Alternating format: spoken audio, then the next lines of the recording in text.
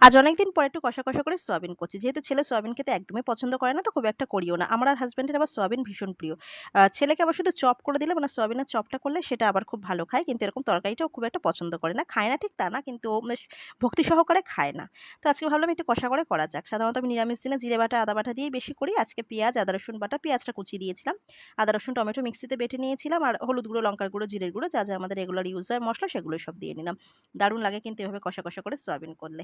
আর নামানোর সময় দিয়ে দিলাম ঘি গরম মসলা। আর ছেলের পছন্দের করলাম কচুরলতি। কচুরলতি, কচু শাক এগুলো আবার ছেলে কিন্তু ভীষণ ভালোবাসে। তো অপছন্দের পাশাপাশি একটা ওর পছন্দেরও রান্না করে রাখলাম।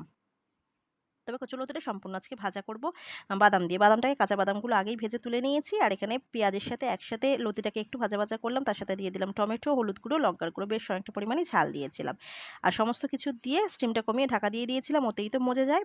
আর এখানে কচুরলতি আমার রেডি। আর সয়াবিন কষা। এই ছিল আজকের আমার মেনু।